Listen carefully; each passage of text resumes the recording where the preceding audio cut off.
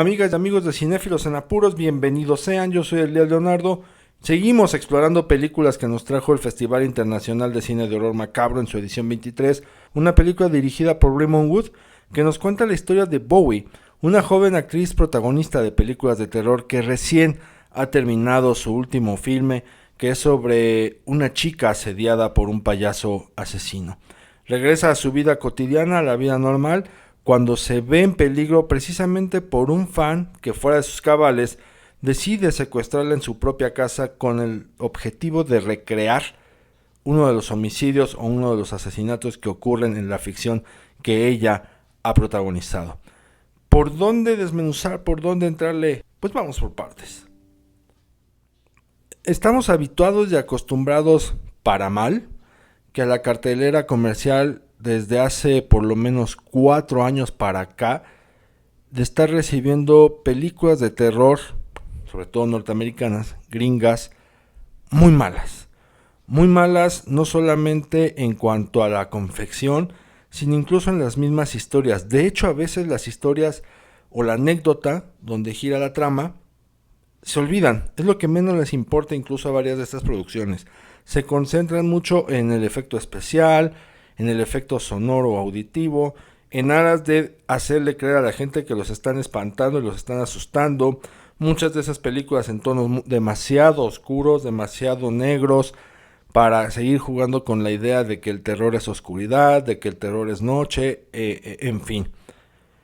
¿Y qué pasa? Que muchas veces salimos decepcionados de la sala porque, pues, estamos viendo la misma fórmula en una y otra película, donde no atrapa nada, ¿no? Y si no atrapa nada, en gran medida se debe, les digo, a que no hay una historia que quieran desarrollar, que quieran contar, en fin. ¿Por qué digo esto? Porque Priceless After Dark, si bien no es una buena película, digamos que en la hechura, tiene deficiencias, tiene fallas, no miente.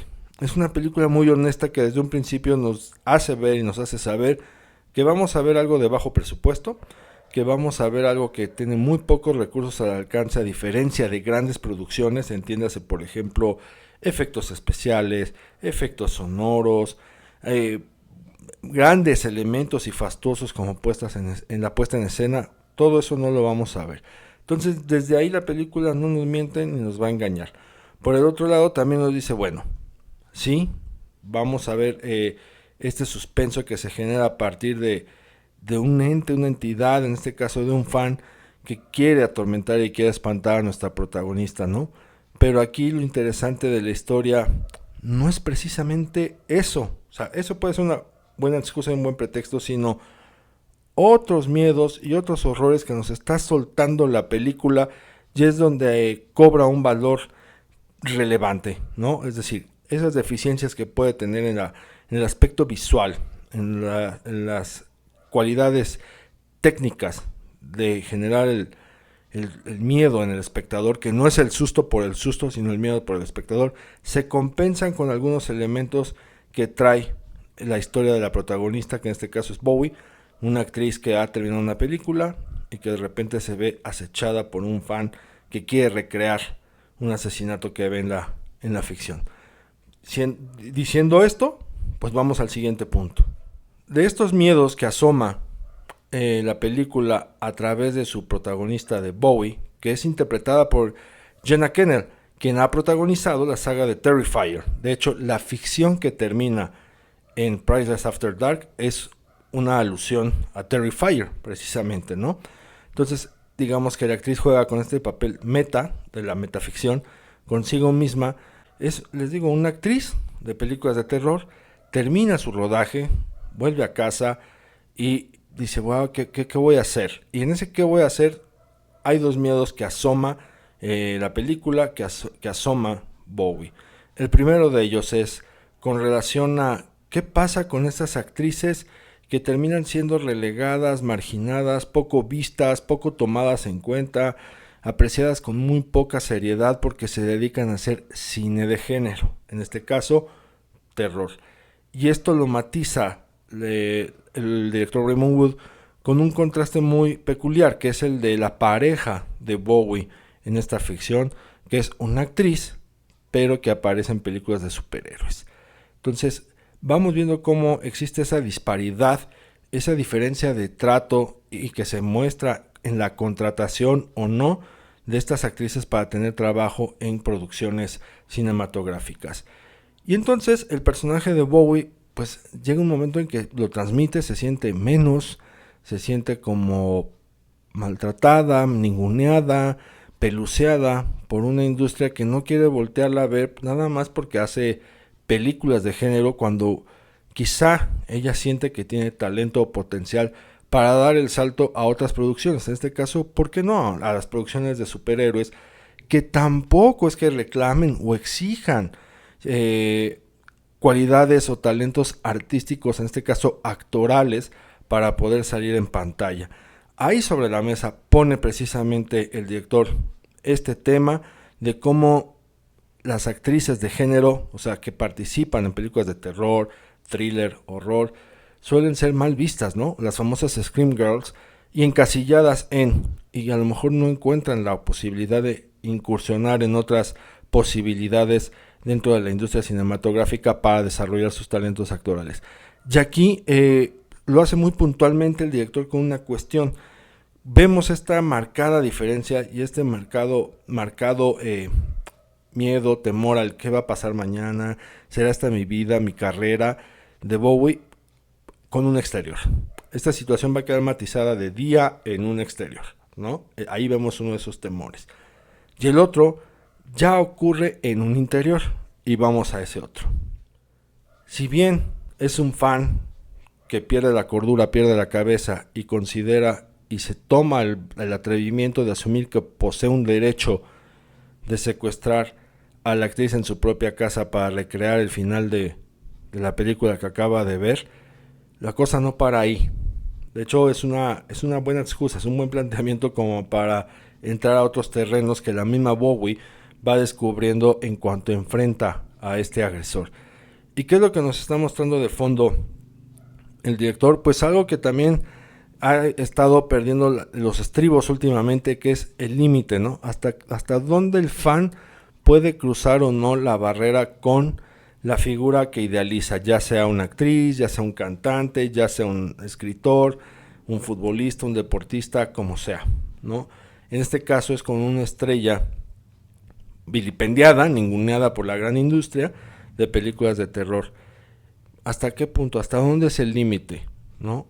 Entonces, en ese sentido, lo vamos viendo, ¿no? O sea, ese es como el gran pretexto, pero no para en eso solamente, sino que vamos a ver cómo Bowie resuelve esta situación, una situación que le genera una atracción muy especial, muy particular, y al mismo tiempo un desfogue y un desahogo de estos corajes que tiene hacia esta industria cinematográfica que a unas sí y a otras no les da la posibilidad de continuar sus carreras pues en diferentes producciones. Y vamos a ver cómo Bowie emprende también pues una defensa personal contra esos fans no solamente tóxicos, sino realmente fans agresivos, violentos, que forman parte de una sociedad en general, que se sienten con el poder de violentar a alguien más, en este caso a una actriz, y con violentar a alguien más va desde sentirse dueños de su cuerpo, sentirse dueños de su tiempo y sentirse dueños de su espacio. Bowie va a decir, pues no, o sea, conmigo se equivocaron, esto no va a ser así, no va a suceder. Entonces ella toma defensa de su propia persona, de su propio ser, y se tiene que defender, valga la redundancia. Y en este sentido, también el director Raymond Wood nos pone en manifiesto otras cosas, ¿no? Y en este caso es el de los hombres que se sienten con la autoridad de poseer a una mujer en tiempo, espacio y cuerpo, aquí se van a topar con pared. Entonces es una forma de revertir y de revirar a estas conductas machistas y misóginas demasiado violentas que además se ven, por ejemplo, en las películas de terror, ¿no? Es decir, vemos al asesino o al monstruo que suele siempre atacar a la mujer atractiva, a la mujer guapa, y a estas mujeres atractivas o guapas que en algún momento, en alguna época se les retrataba como tontas porque siempre se estaban tropezando y siempre se caían, o porque lo único que podían ser capaces era mostrar el físico, o que no tenían otros atributos o cualidades para defenderse de sí mismas. También de que han sido víctimas de ser destazadas, siempre son asesinadas, degolladas, etcétera, con una serie de atrocidades y horrores.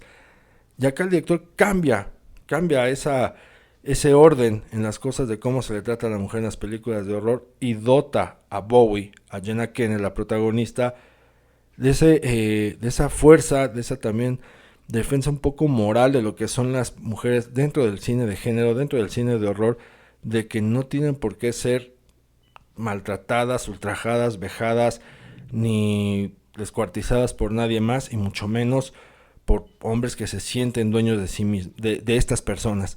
En este caso, esos hombres son etiquetados o concebidos en la figura del fan, de estos fans que les digo que también creen que pueden rebasar esa línea y asumir una autoridad sobre a quienes idolatran. Entonces también vamos viendo cómo el director cambia esa parte, entonces hace un poco o más interesante la película, a pesar de que les digo que pueda tener sus deficiencias técnicas. Una película que es honesta consigo misma, es honesta con el espectador, y eso se agradece. En ningún momento tiene la pretensión de jugar a mostrar algo que no es, ni de recurrir al susto por el susto, ni de vender una idea que tampoco va a llegar a ningún puerto. Aquí sí le dan un poco de prioridad a la historia, y eso se agradece, les digo, en comparación a grandes o a otras producciones hollywoodenses que nos llegan a la cartelera comercial, donde la anécdota es lo que menos importa. Aquí sí, importa y mucho, entonces hay que prestarle atención.